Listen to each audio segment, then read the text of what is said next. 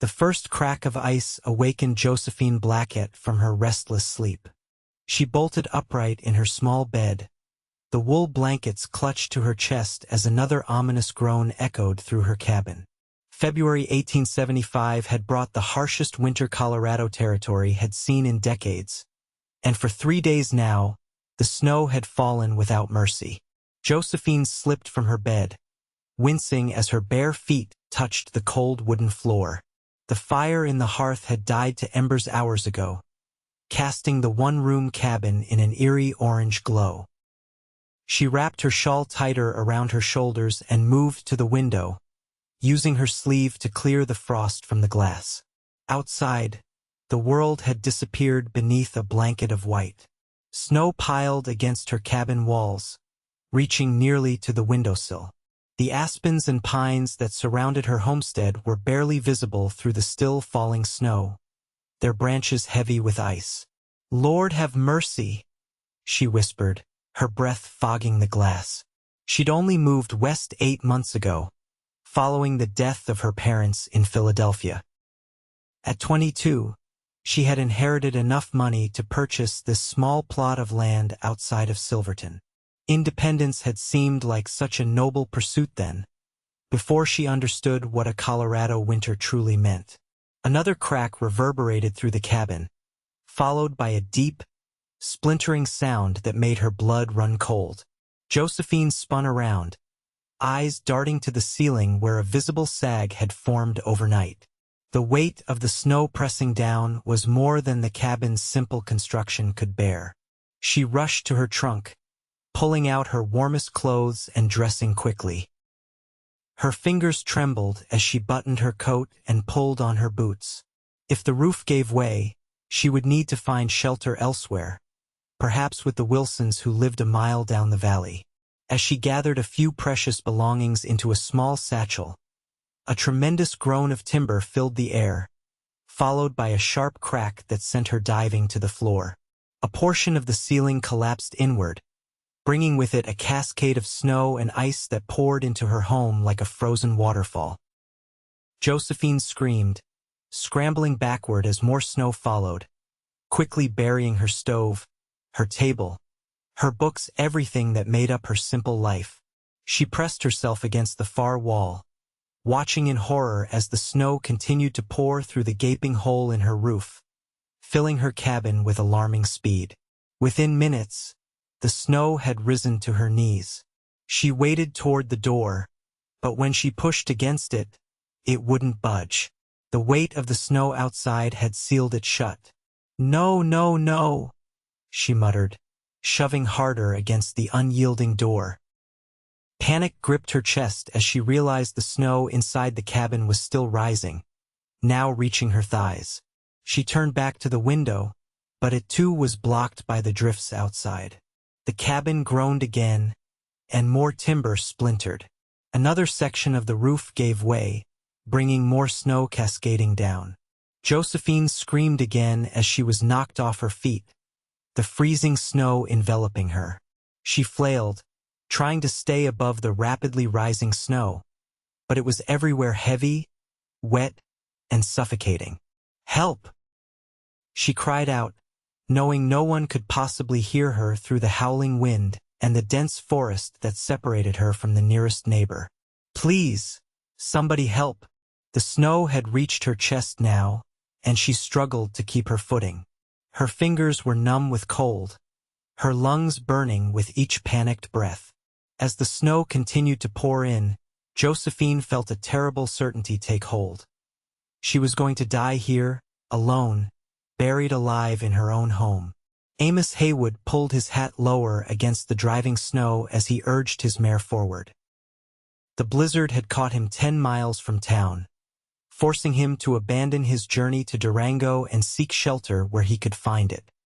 He'd been riding fence for the Silver Creek Ranch for going on 5 years now, and in all that time he'd never seen a storm like this one. At 30, Amos had the weathered face of a man who spent his life outdoors. His dark beard was flecked with gray beyond his years, and a scar ran along his jaw where a Mustang had kicked him 3 summers past. But his eyes remained kind, a deep brown that reflected the patience he showed to both animals and people alike. "Easy, Sadie," he murmured to his horse as they pushed through another drift. The snow reached the mare's chest in places, and Amos knew they couldn't continue much longer. They needed shelter, and soon. Through the curtain of white, he spotted a shape ahead, the dark outline of a small cabin nestled among the trees. Smoke should have been rising from its chimney in weather like this, but the structure looked eerily still against the swirling snow. As he drew closer, Amos saw why. The roof had partially collapsed under the weight of the snow. His heart sank. If anyone was inside. He dismounted quickly, tying Sadie to a tree at the edge of the clearing where she would have some protection from the wind. Then he waded through the snow toward the cabin. The drifts were piled so high against the walls that the door was completely buried. He circled around, looking for any way inside, but found none. "Hello!" he called out, his voice lost in the wind. "Is anyone in there?" No response came, but something instinct perhaps, or the providence that had guided him here through the storm told him to check more thoroughly. Amos made his way back to Sadie and retrieved a rope and his shovel from his saddlebag. He studied the cabin again, noting the collapsed portion of the roof. That would be his way in. He trudged through the snow to the side of the cabin where a fallen tree created a natural ramp up to the roof level. With careful steps, Amos climbed the snow-laden trunk, using branches for support until he reached the roof's edge. The damaged section was obvious now, a gaping hole where the timber had given way under the snow's weight. Amos tied his rope to a sturdy section of the remaining roof structure and began clearing snow away, widening the opening. His muscles strained with the effort, the cold air burning his lungs as he worked. When the hole was large enough, he peered down into the cabin. What he saw made his blood freeze colder than the air around him.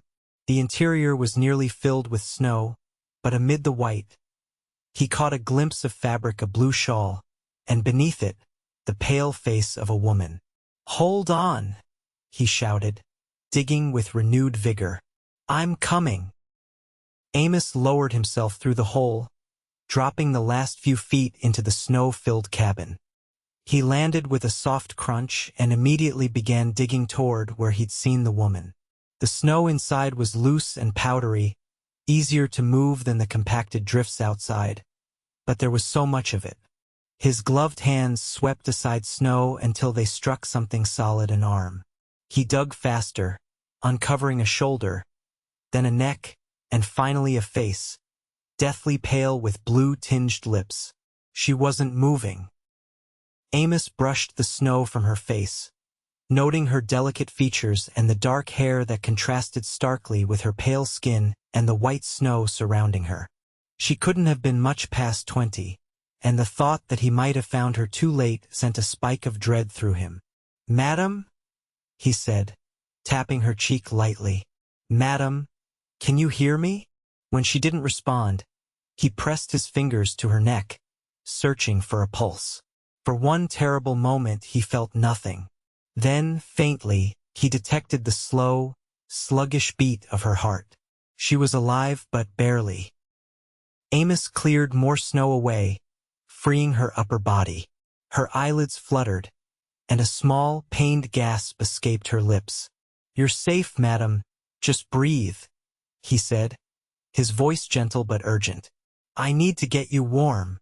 Her eyes opened slightly, unfocused and confused. "Who?" she managed, her voice barely audible. "Amos Haywood, madam. I work at Silver Creek Ranch. I'm going to get you out of here, but I need you to stay with me." He continued digging, freeing her from the snow's grip. When he had cleared enough to move her, he gathered her in his arms. She was light, almost fragile, and so cold that he could feel the chill of her body even through their layers of clothing. "Can you tell me your name?" he asked, trying to keep her conscious as he looked for a way to get them both out of the snow-filled cabin. "Josephine," she whispered, her voice weak. "Josephine Blackett." "Miss Blackett," I'm going to get you someplace warm, but it won't be easy. The storm's still raging, and we're a ways from town." Her eyes closed again, and Amos felt panic rise in his chest. He needed to get her warm, and quickly. Looking around the buried cabin, he spotted a corner where the snow hadn't reached as high.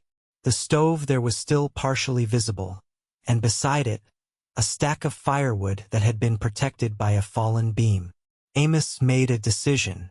They wouldn't make it back to town in this weather, not with Josephine in her current state. Their best chance was to clear enough space in the cabin to build a fire and wait out the storm.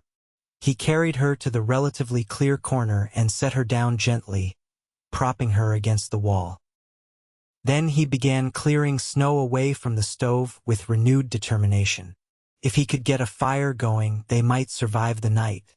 As he worked, Amos kept glancing back at Josephine.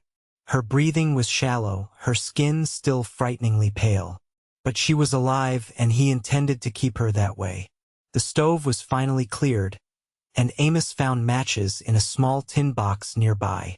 With cold, numbed fingers, he arranged kindling and struck a match. The first one went out immediately in the damp air. The second one caught, and he carefully nurtured the tiny flame, adding small pieces of wood until a fire crackled to life inside the stove. He turned back to Josephine, who hadn't moved. "Miss Blackett," he said, kneeling beside her. "Josephine, I need you to wake up now." Her eyes opened slightly, more aware this time. "The roof," she murmured. "It fell." "Yes, madam, it did. But I've got a fire going, and we're going to warm you up." Amos looked around the cabin, spotting a trunk that remained partially uncovered by snow. He made his way to it and found it filled with blankets and quilts. Gathering an armful, he returned to Josephine. "These clothes are soaked through," he said, his voice matter-of-fact but gentle. "You need to get into something dry." She nodded weakly, understanding the gravity of their situation despite her dazed state. Amos helped her to her feet, supporting most of her weight as he led her closer to the stove. "I'll turn my back," he said, handing her a dry nightgown he'd found in the trunk. "But holler if you need help. Your life matters more than modesty right now." Amos faced the wall, listening to the rustle of fabric as Josephine changed. The wind howled outside, finding its way through the hole in the roof, but the corner by the stove remained relatively sheltered. "I'm done," she said after a few minutes, her voice slightly stronger. Amos turned to find her wrapped in a quilt, her wet clothes discarded on the floor. Her dark hair hung in damp tendrils around her face, but some color had returned to her cheeks. "Let's get you closer to the fire," he said, helping her settle on a chair he'd cleared of snow. As the warmth from the stove began to fill their small corner of the cabin, Amos worked to create a more comfortable space. He cleared away more snow, found dry firewood, and piled blankets near the stove to warm them. All the while, he kept checking on Josephine, relieved to see her becoming more alert with each passing hour. Night fell, and the storm showed no signs of abating. Amos had managed to secure a tarp over the hole in the roof, preventing more snow from entering, but the damage was done. Half the cabin remained buried under snow and ice. Josephine sat wrapped in blankets, watching as Amos prepared a simple meal from supplies he'd found in her cupboard. The firelight played across his features, highlighting the strength in his jaw and the kindness in his eyes. "You saved my life," she said quietly. Amos glanced up, a small smile softening his weathered face. "Just happened to be passing by, madam." "Josephine," she corrected him. "After digging someone out of snow, I think first names are appropriate." His smile widened slightly. "Josephine, then?" As he handed her a cup of hot tea, their fingers brushed, and Josephine felt a warmth that had nothing to do with the fire or the blankets wrapped around her shoulders. "What brings you to these parts, Josephine?" Amos asked, settling across from her with his own cup. Not many women choose to homestead alone. She took a sip of tea before answering. My parents died last spring. Influenza. There was nothing left for me in Philadelphia, and I'd always dreamed of seeing the West. So I came. Amos nodded, understanding in his eyes. The West calls to many. But it's a hard place, especially for those alone. I'm learning that, she admitted, glancing around at her snow-filled cabin, though perhaps not in the way I expected. Their conversation continued as the night deepened, two strangers brought together by circumstance, finding unexpected comfort in each other's company as the storm raged outside. Morning brought a pause in the storm, though the sky remained heavy with the promise of more snow to come. Josephine awoke to find Amos already up, stoking the fire and preparing coffee.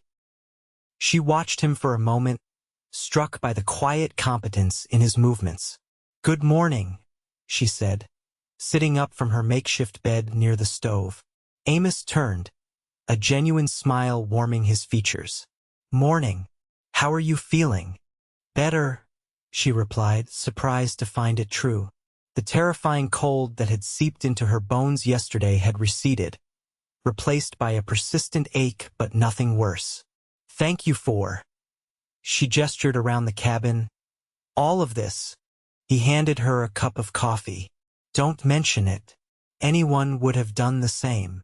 "No," Josephine said firmly. "They wouldn't have. Most would have ridden past, seeking their own shelter." Amos shrugged, uncomfortable with her gratitude. "Well, I'm glad I found you when I did." They shared a simple breakfast, and Josephine found herself studying her rescuer more carefully in the daylight that filtered through the windows. His hands were rough from work, but his touch had been gentle when he helped her yesterday. His clothes were worn but clean, and though his face showed the lines of a man who spent his days outdoors, his eyes held a quiet intelligence that intrigued her. "What's your plan now?" she asked as they finished their meal. Amos glanced toward the window. "Storm's letting up, but not for long. We should try to reach town before the next wave hits." "Town?" Josephine frowned. "But what about my home?" He looked around at the damaged cabin, his expression gentle but honest. "It's not safe, Josephine. The roof's compromised, and even if we clear the snow, there's more coming. You need proper shelter until repairs can be made." She knew he was right, but the thought of abandoning her home, even temporarily, made her heart ache.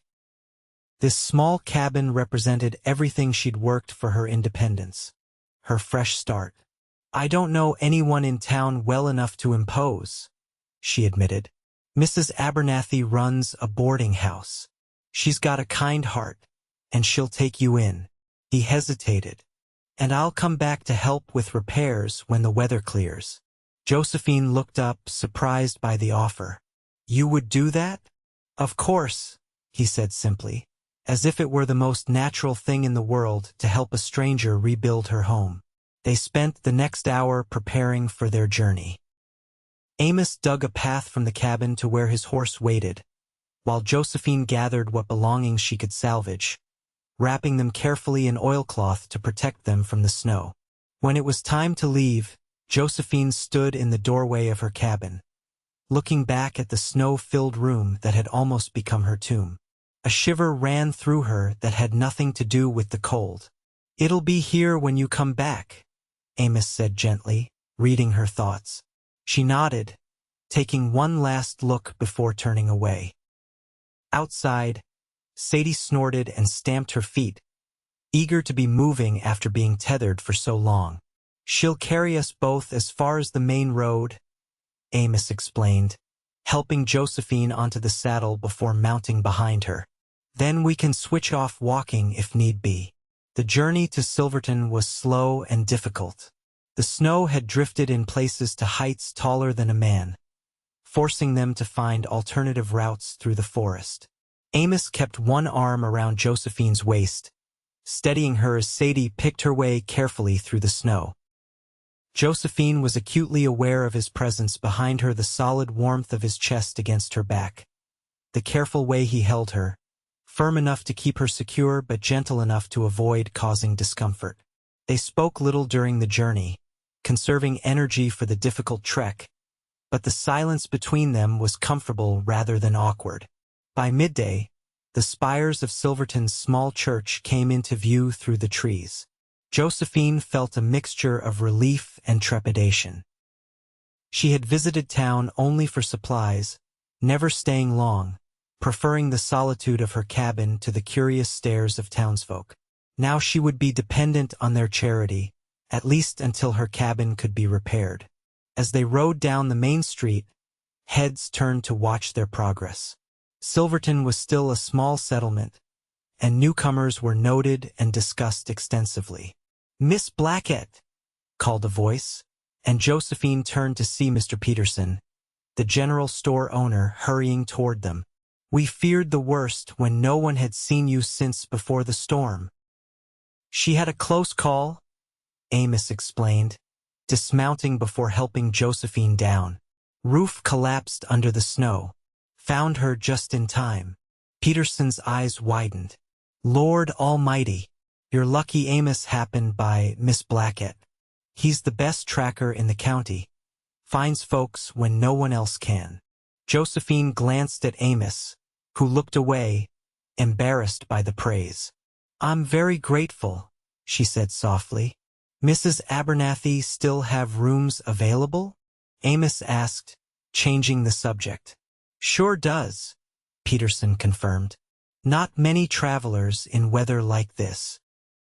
They made their way to a two-story clapboard building at the end of the street. A sign swinging in the wind identified it as Abernathy House. Amos led Josephine up the steps and knocked on the door.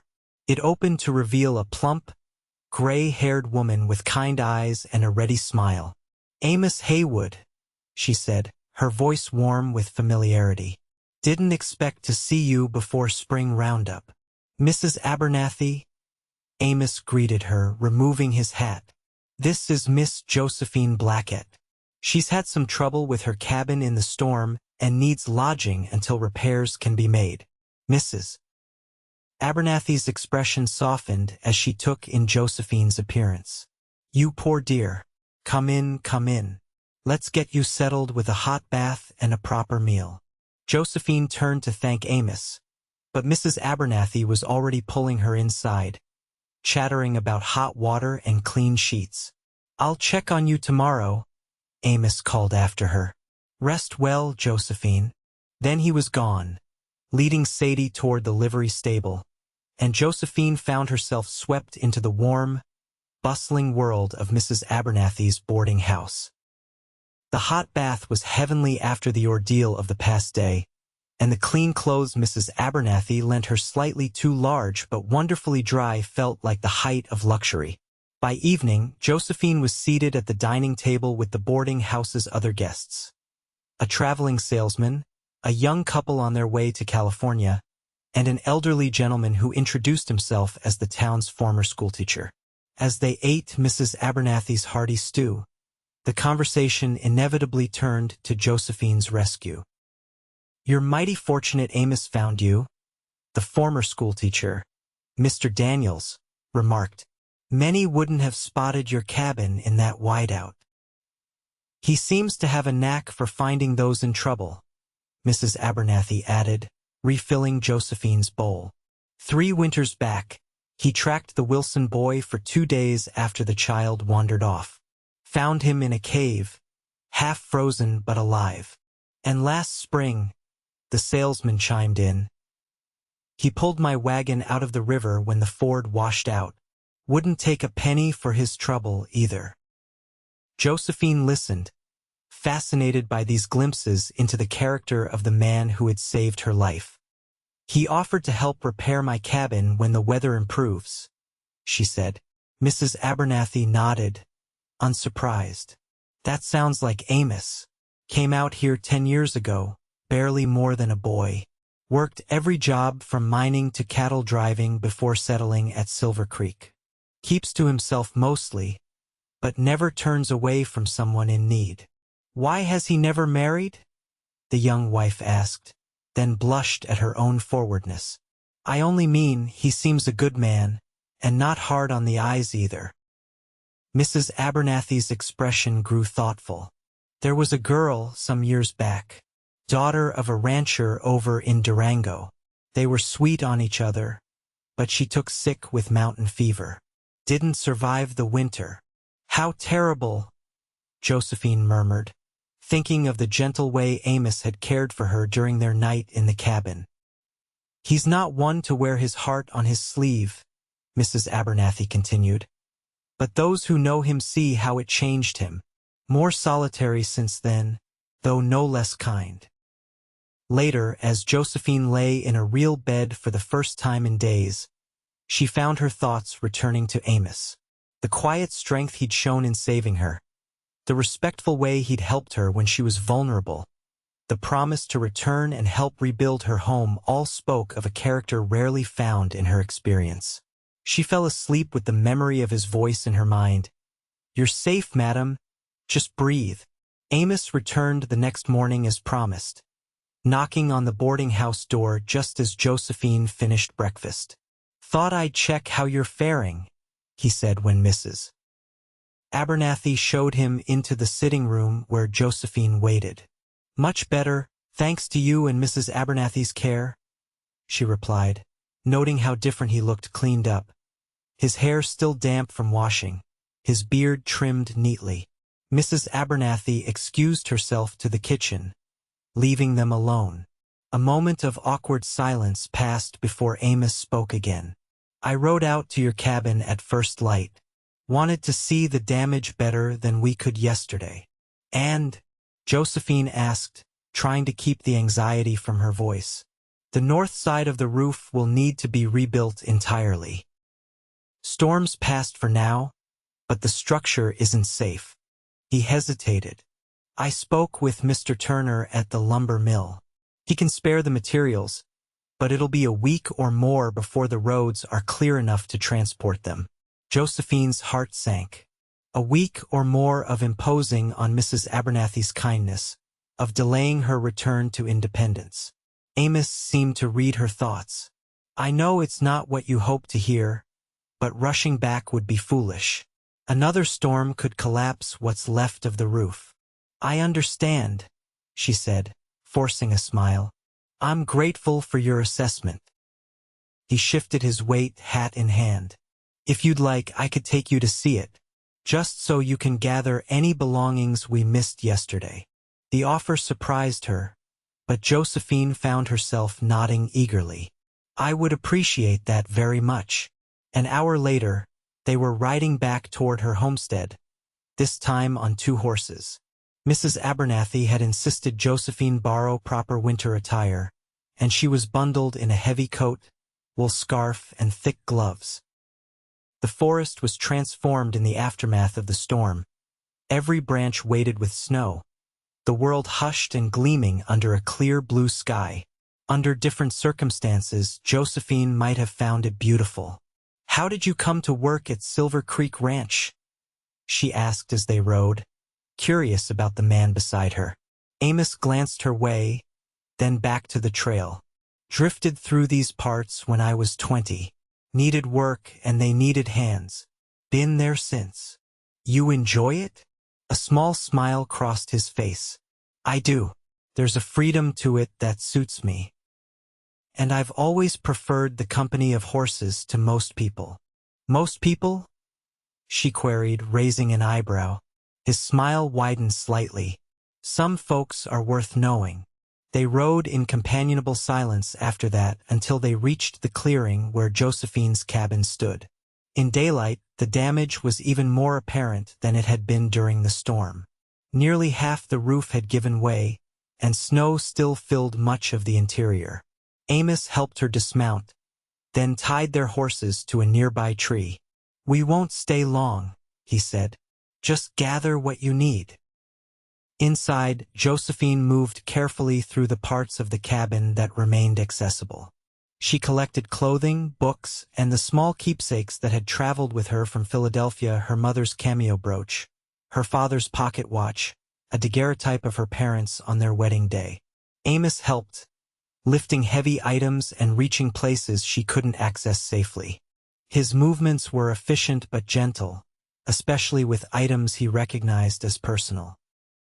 "These are fine workmanship," he commented, carefully wrapping her mother's silver hairbrushes in a cloth before placing them in her satchel. "They were a wedding gift to my mother from my father," Josephine explained. "One of the few luxuries they allowed themselves." Amos nodded, understanding the value beyond the monetary. "My father carved a rocking chair for my mother when they married. Simple pine, nothing fancy, but she treasured it. Said it held the touch of his hands. It was the most personal thing he had shared with her, and Josephine felt honored by the confidence. "Where are your parents now?" she asked softly. "Gone. Pa to pneumonia when I was 16, Ma 2 years later. Said she couldn't bear the world without him in it." His expression was distant, remembering. They had that kind of love, the sort that binds two people so completely that one can't exist without the other. "That's beautiful," Josephine said. "Rare, but beautiful." Their eyes met across the snow-dusted room, and something passed between them, a recognition, perhaps, of shared loss and the understanding it brought. The moment was broken by a sharp crack from above. Amos moved instantly, pulling Josephine away from where they stood just as a section of ceiling beam crashed down, bringing a shower of snow and ice with it. "That's our cue to leave," he said, his hand still on her arm. "This place isn't stable." They gathered her belongings quickly after that, loading them onto the horses before mounting up and riding back toward town. As they crested a hill, Josephine reined in her horse and looked back at her cabin, small and broken in the vast white landscape. "It can be rebuilt," Amos said, stopping beside her. "Stronger than before." She nodded, touched by his certainty. "Will you help me? I gave my word, didn't I?" The simple statement carried such conviction that Josephine felt tears prick her eyes. In a world where promises were often made lightly and broken easily, Amos Haywood's word clearly meant something. "Thank you," she said, and meant it with all her heart. The next week passed in a rhythm that grew increasingly comfortable. Amos would arrive each morning, sometimes bringing supplies from the general store or news about the progress at the lumber mill. They would spend the day together, riding out to her cabin to salvage more items, visiting the mill to discuss materials, or simply walking through town as Amos introduced her to people he knew. In the evenings, they would join Mrs. Abernathy and her other boarders for dinner, and afterward, Amos would often stay for a game of checkers or to listen as Josephine read aloud from one of her books. It was during one of these evenings, as they sat by the fire in Mrs. Abernathy's sitting room, that Josephine realized how natural their companionship had become. Amos was listening intently as she read from The Last of the Mohicans, his brow furrowed in concentration, occasionally asking questions about words unfamiliar to him. She paused in her reading, struck suddenly by the contentment she felt in this moment, warm, safe, and in the company of a man whose quiet strength and integrity had come to mean so much to her in such a short time. Amos looked up, noticing her silence. "Something wrong?" Josephine shook her head, smiling. "No, I was just thinking how strange life is. A week ago, I was trapped in my cabin, certain I would die there. Now I'm here, reading Cooper to a cowboy who saved my life." His eyes crinkled at the corners. "Life has a way of taking unexpected turns." "Indeed it does," she agreed, then hesitated. "Amos, may I ask you something personal?" He nodded, though she saw a wariness enter his expression. "Mrs. Abernathy mentioned. She said you were once engaged to be married." Amos was quiet for so long that Josephine began to regret her question. But finally he spoke, his voice low. "Her name was Rebecca." daughter of a cattle rancher near Durango. We met at a harvest dance 5 years ago. He looked into the fire, his profile strong in the flickering light. She was full of life, laughed easily, saw beauty in things others missed. We planned to marry in the spring, but winter came early that year. She took sick with mountain fever in January. His voice grew softer. Was gone by Valentine's Day. I'm so sorry, Josephine said gently. Amos nodded, still watching the flames. For a long time, I couldn't see a future beyond that loss. Threw myself into work, kept to myself. But recently, he paused, then turned to look directly at her. Recently, I've been reminded that life continues, and perhaps so can I. The weight of his gaze made Josephine's heart quicken. There was a question in his eyes, an uncertainty that made this strong, capable man suddenly vulnerable. Before either could speak again, Mrs. Abernathy bustled into the room, breaking the moment. More tea, dears? Oh, and Amos, Mr. Turner from the mill was looking for you earlier. Said the lumber for Miss Blackett's cabin will be ready tomorrow if the weather holds. That's good news, Amos said, rising from his chair. I should find him, make arrangements for transport. He bid them good night, his eyes lingering on Josephine's face a moment longer than necessary before he departed. After he left, Josephine sat by the fire, the book forgotten in her lap, her mind replaying his words and the look in his eyes when he spoke of moving forward. The next morning dawned clear and cold, perfect weather for beginning the repairs on Josephine's cabin. Amos arrived at the boarding house earlier than usual, his wagon loaded with tools and supplies. Mr. Turner's men will follow with the lumber, he explained as he helped Josephine into the wagon. Thought we might clear the remaining snow and prepare the site today. As they rode through the awakening town, Josephine noticed the glances and smiles directed their way. In the week since her rescue, she had become something of a local celebrity, the woman saved from certain death by Amos Haywood's timely intervention. More than that, their daily companionship had not gone unnoticed in a town where gossip was a primary form of entertainment. People are talking about us, she observed, watching a pair of women whisper behind their hands as the wagon passed. Amos kept his eyes on the road, but a slight smile tugged at his mouth. Small towns run on gossip. Gives folks something to do during the long winters. Does it bother you? He considered the question before answering. Depends on what they're saying, I suppose. If they're saying I'm spending time with the most interesting woman to arrive in Silverton in years, then no, it doesn't bother me at all. The compliment brought warmth to Josephine's cheeks that had nothing to do with the morning sun. And if they're saying more than that? Amos glanced at her then, his expression serious. Then they're getting ahead of events, but not necessarily wrong about the direction things might be heading. It was the closest either had come to acknowledging the growing attachment between them, and Josephine found herself simultaneously thrilled and terrified by the possibility it represented. They reached her homestead by mid-morning, and the work began in earnest.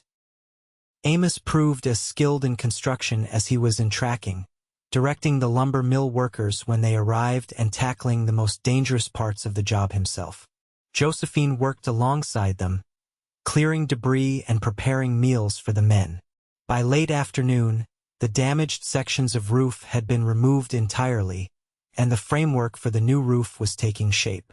As the workers departed for the day, promising to return the next morning, Josephine stood beside Amos, surveying their progress. It's going to be stronger than before, he said, echoing his earlier promise. Double beams here and here, pitched steeper so the snow will slide off rather than accumulate. It's remarkable how much has been accomplished in one day, Josephine marveled. Many hands make light work, Amos replied, quoting a proverb his mother had favored. And these men are skilled at what they do. They worked for several more hours, Amos showing Josephine how to seal the gaps in the walls with a mixture of clay and straw to better insulate against the cold. As dusk approached, they gathered their tools and prepared to return to town. Before mounting the wagon, Josephine took a final look at her cabin. Now a skeleton of its former self, but with the promise of renewal evident in the fresh timber and careful workmanship. "It will be a home again," Amos assured her, seeing her expression. "It already feels more like a home than it did before," she admitted, "now that it's being built with such care." The repairs continued over the next 2 weeks, with Amos leading the effort and Josephine learning more about construction than she had ever expected to know. Each day brought visible progress, and with it, a deepening of the connection between them. They fell into an easy rhythm, working side by side during the day, sharing meals and conversation in the evenings. Amos began teaching Josephine skills she would need to maintain her homestead: how to properly chop wood, basic repairs she could manage alone, how to read the weather signs that might warn of approaching storms. In turn, Josephine shared her knowledge of books, reading to him in the evenings and explaining references he didn't understand. She taught him to write more confidently, correcting his spelling and grammar without condescension. It was during one such lesson, sitting at Mrs. Abernathy's kitchen table late one evening, that their hands touched as Josephine guided Amos's fingers on the pencil. The simple contact sent a current through her that made her breath catch. Amos felt it too. She could tell by the way his hand stilled beneath hers, by the sudden intensity in his gaze when she looked up to meet his eyes. "Josephine," he said softly, her name a question and a statement all at once. "Yes," she whispered, not pulling her hand away. He hesitated, searching her face. "I'm a simple man, don't have much beyond my job at the ranch, some savings, and a reputation for honest work. But I find myself thinking about you when we're apart, and happier than I've been in years when we're together." Her heart pounded so loudly she was certain he must hear it. "I feel the same," she admitted. His expression softened, hope replacing uncertainty. "I know it hasn't been long since we met, and I'm not asking for promises. But I'd like permission to call on you properly once your cabin is finished and you're settled again." The formal request, so respectful and old-fashioned, touched Josephine deeply. "I would like that very much, Amos." A smile broke across his face, transforming his features with a joy she had never seen him express so openly. Impulsively, she leaned forward and pressed a quick, gentle kiss to his cheek. The touch of her lips against his skin seemed to surprise them both. Josephine pulled back, suddenly shy, while Amos looked momentarily stunned before his smile returned, deeper and more intimate than before. "I should go," he said finally, reluctance clear in his voice. "Early start tomorrow if we want to finish the chimney repairs." Josephine nodded, walking him to the door. "Good night, Amos." "Good night, Josephine," he replied, his voice warm with promise. "Sweet dreams." As she watched him walk toward the livery stable where he'd been sleeping these past weeks, Josephine touched her fingers to her lips, still feeling the warmth of his skin against them. For the first time since arriving in Colorado, she felt truly at home. The morning of the cabin's completion dawned bright and clear, a perfect early March day with hints of spring in the softening air. Josephine stood in the doorway of her rebuilt home, marveling at the transformation. The roof now peaked sharply, designed to shed snow rather than hold it. The walls had been reinforced, the chimney rebuilt with skilled masonry. Inside, new shelves lined the walls, a sturdy table and chairs replaced those damaged in the collapse, and a proper bed frame stood in the corner, waiting for the mattress that would arrive from town later that day. "What do you think?" Amos asked, coming to stand beside her. "It's perfect," she said sincerely. "Better than before in every way." He nodded, satisfaction evident in his expression. "Should withstand the worst weather these mountains can throw at it now."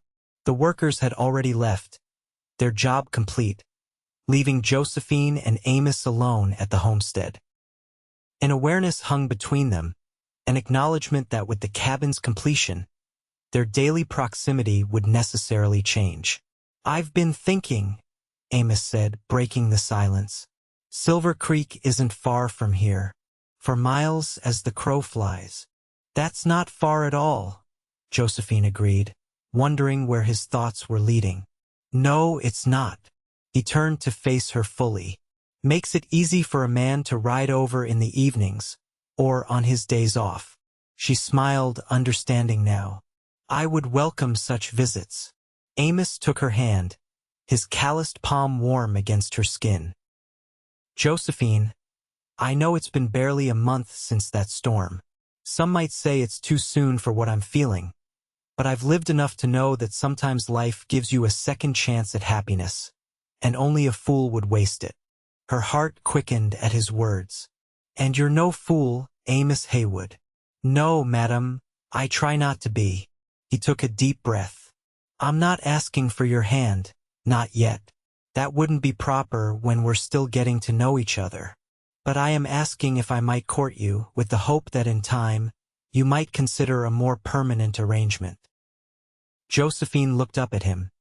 This man who had saved her life and then rebuilt her home, whose quiet strength and integrity had won her heart so completely in such a short time. "I would be honored by your courtship, Amos," she said softly. "And I think you'll find I don't need much time to know my own mind in this matter." Joy lit his eyes, and he raised her hand to his lips, pressing a kiss to her knuckles. "You've made me a very happy man, Josephine Blackett."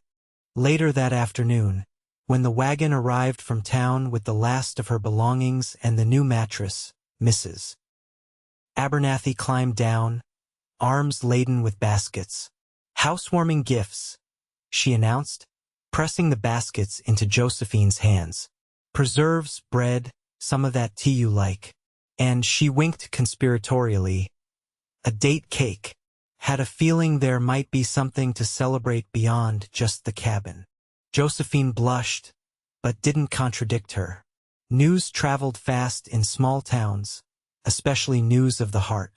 They shared a meal together, Josephine, Amos, Mrs. Abernathy, and Mr. Peterson, who had driven the wagon.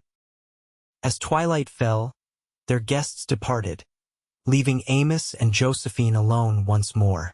"I should go too," Amos said, though he made no move to leave. "You'll be wanting to settle in for your first night back home." "Actually," Josephine said, gathering her courage, "I was hoping you might stay a while longer. It's our first evening together without Mrs. Abernathy's watchful eye, and I thought perhaps—" She faltered, suddenly shy. Amos stepped closer, his eyes never leaving hers. "Perhaps what, Josephine? Perhaps you might kiss me properly," she finished in a rush.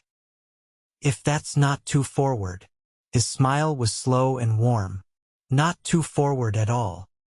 He closed the distance between them, one hand coming up to cup her cheek while the other settled at her waist, drawing her gently to him. Josephine's eyes fluttered closed as his lips met hers, soft and questioning at first, then with growing confidence as she responded. The kiss deepened, expressing all the feelings that had grown between them since that fateful day when he had dug through her roof and promised her safety.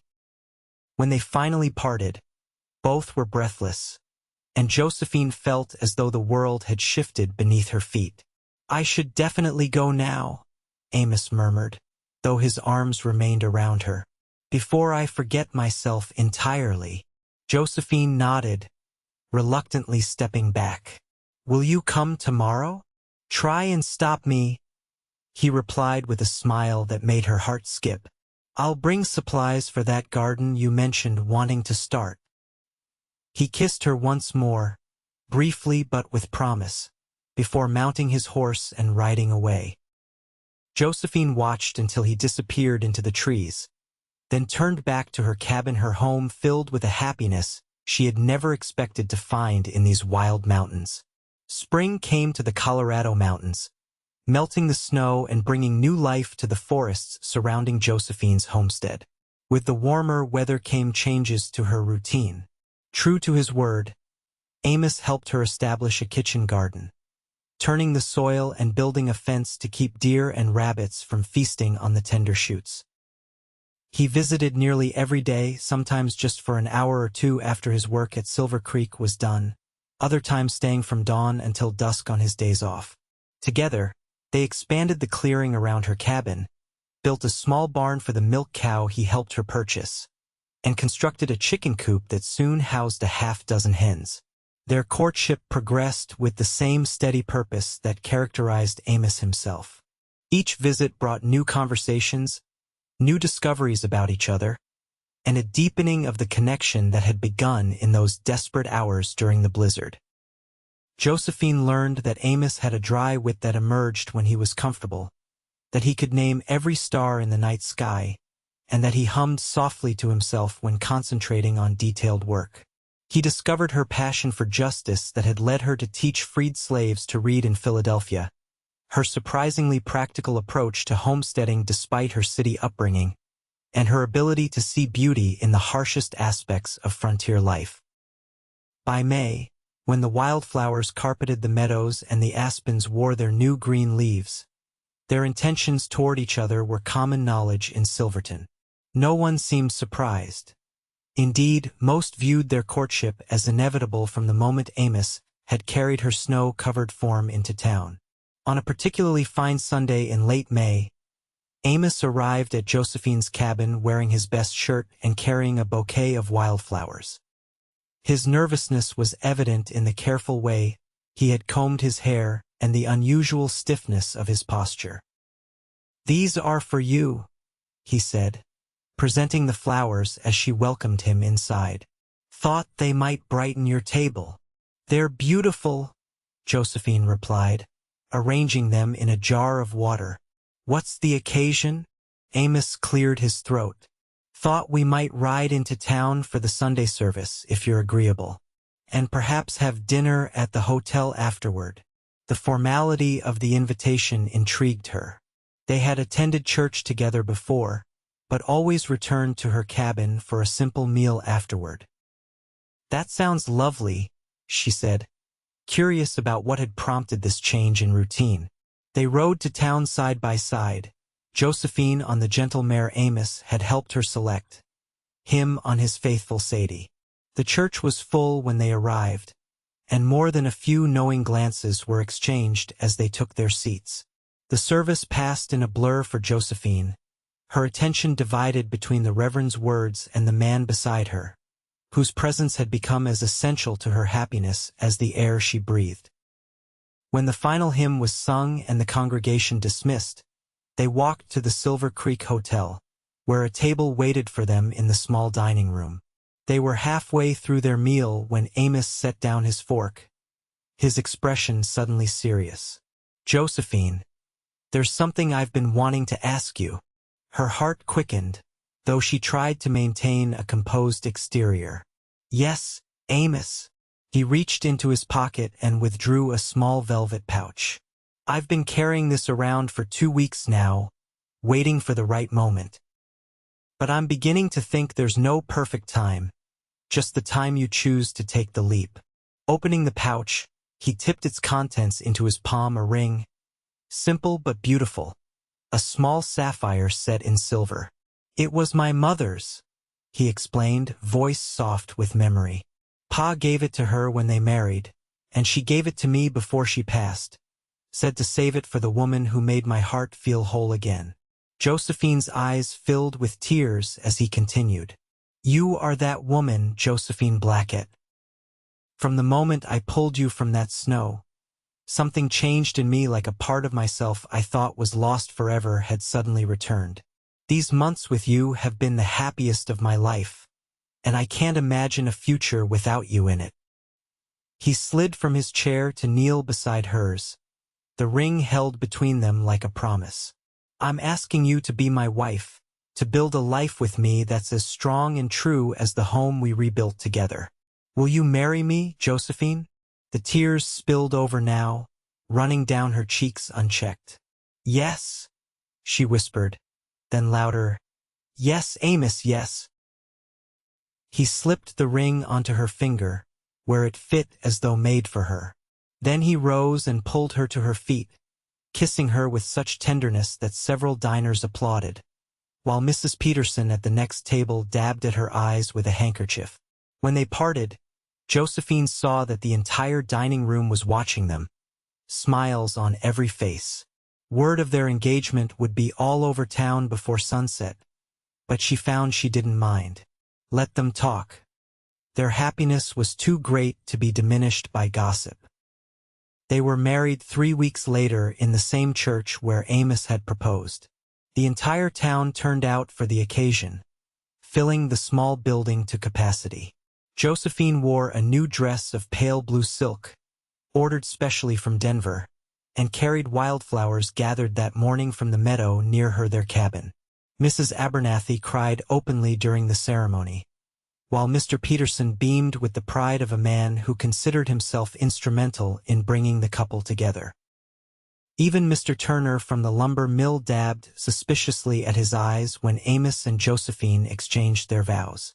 The celebration afterward was held at Silver Creek Ranch, whose owner had insisted on hosting when he learned of the engagement. Tables were set up in the shade of old cottonwoods, laden with food contributed by every family in Silverton. Music filled the air as fiddles and harmonicas struck up tunes, and dancing continued well into the evening. As the sun set behind the mountains, painting the sky in shades of gold and pink, Amos led his bride away from the festivities toward the small cabin he had built on a corner of Silver Creek land, their new home, close enough to the main ranch for his work, yet private enough to start their life together in peace. "Happy?" he asked as they stopped at the threshold. Josephine looked up at him, this man who had saved her in more ways than one, and felt her heart overflow with joy. "More than I ever dreamed possible." Amos lifted her into his arms then, carrying her across the threshold in the age-old tradition. As the door closed behind them, shutting out the world, Josephine knew with absolute certainty that the path that had led her west, through hardship and near tragedy, had been the right one after all. For in this wild, beautiful land, she had found not just independence, but something far more precious, a love as enduring as the mountains themselves, and a home built on the strongest foundation of all. Two hearts that had found in each other exactly what they needed to be complete. Epilogue. 5 years later, snow fell softly outside the window of the Haywood home. A gentle December storm, nothing like the blizzard that had brought Josephine and Amos together half a decade earlier. Inside, warmth and light filled the spacious cabin they now shared with their growing family. Josephine sat in the rocking chair near the hearth. Their 6-month-old daughter Rose cradled in her arms, while 3-year-old James played with wooden blocks on the rug nearby. The cabin had been expanded twice since their marriage, first to add a proper bedroom, then again when James was born to create a nursery that now housed both children. Silver Creek Ranch had prospered under Amos's management, promoted to foreman after the owner recognized his natural leadership and sound judgment. They had purchased Josephine's original homestead from the territory, adding it to their holdings, though they chose to live closer to the ranch headquarters for convenience. The original cabin still stood, strengthened and improved, now serving as a guest house when friends or the occasional relative from back east came to visit. Sometimes, on summer evenings, Amos and Josephine would ride there alone, spending a night in the place where their story had begun, remembering the storm that had nearly claimed her life, but instead had given them both a new beginning. "Papa!" James exclaimed, abandoning his blocks to run to the door as it opened, admitting a gust of cold air, and Amos, dusted with snow but smiling broadly. "There's my boy," Amos said, sweeping his son into his arms before closing the door against the weather. He crossed to Josephine, bending to kiss her and then the downy head of their daughter. "And my girls, keeping warm, I see."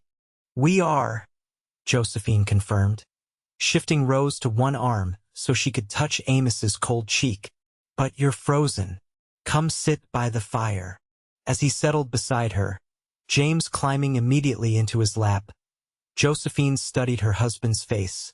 Still handsome though now marked with a few more lines around the eyes, evidence of years spent in sun and wind. His hair had a touch of gray at the temples, but his smile remained the same warm and true, reserved especially for her and their children. "Penny for your thoughts," Amos said, catching her gaze. Josephine smiled, adjusting the blanket around Rose, who had fallen asleep against her shoulder. "I was just thinking how fortunate we are. This home, our children, each other. Sometimes it seems like a dream.